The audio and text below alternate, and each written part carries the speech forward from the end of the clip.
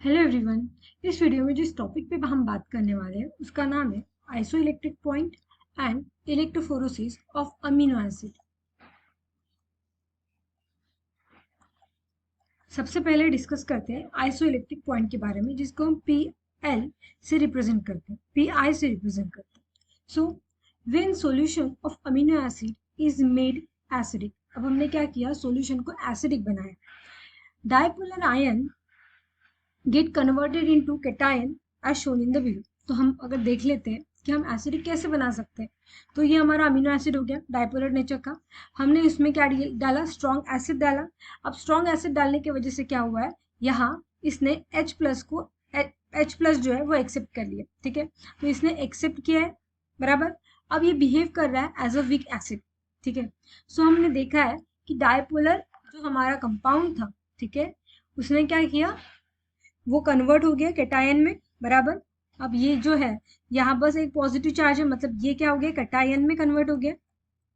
ठीक है, अब कैटायन जो होगा, this is because the strong acid of H3O plus release the proton to carboxylate ion and displace a weak acid, weaker acid. अब ये weaker acid बन गया, कैटायन बन गया, ये केस खत्म हो गई।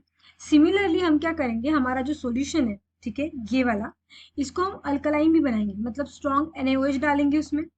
अब हमारा OH माइनस जो है, ठीक है, वो क्या करेगा, इसमें इसका एक हाइड्रोजन जो है वो ले लेगा।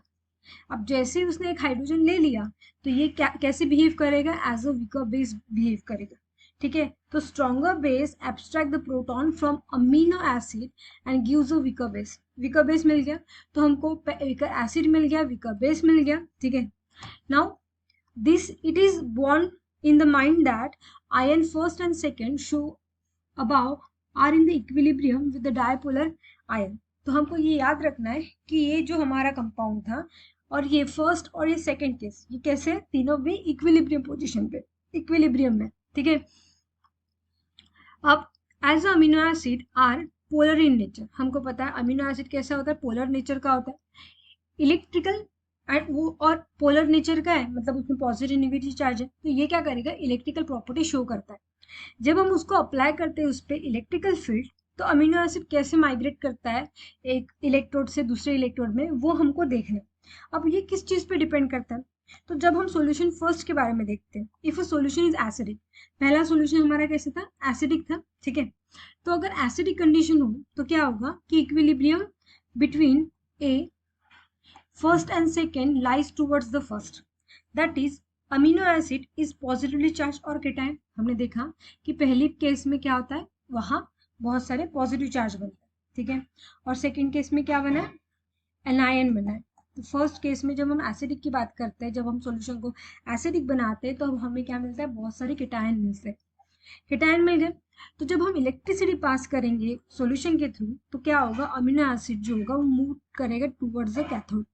ठीक है, सिमिलरली जब हम सॉल्यूशन को बेसिक करते हैं, अल्कलाइन करते हैं, तो उसमें क्या होता है कि बहुत सारे अनायन फॉर्म होते हैं, और अनायन जो होंगे वो क्या करेंगे, जैसे ही हमने इलेक्ट्रिसिटी पास करी, अनायन मूव होंगे टुवर्ड्स द एनोड।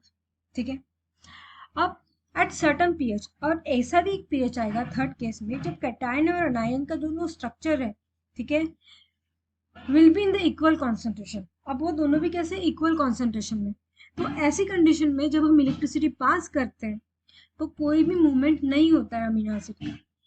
मतलब हमारा आइसो इलेक्ट्रॉनिक पॉइंट मतलब क्या, कि ऐसा पीएच जिनमें पर्टिकुलर अमीनो एसिड जो होगा वो माइग्रेट नहीं होगा कोई भी इलेक्ट्रिकल फील्ड के इन्फ्लुएंस में, उस पॉइंट को हम बोलते हैं आइसो इलेक्ट्रिकल पॉइंट। ठीक है, सो आइसो इलेक्ट्रिकल पॉइंट मतलब ऐसा पर्टिकुलर पीएच जिसपे अमीनो एसिड इलेक्ट्रिसिटी अप्लाई करने के बाद भी माइग्रेट नहीं होता है, उस पॉइंट को हम बोलते हैं आइसो इलेक्ट्रिकल पॉइंट।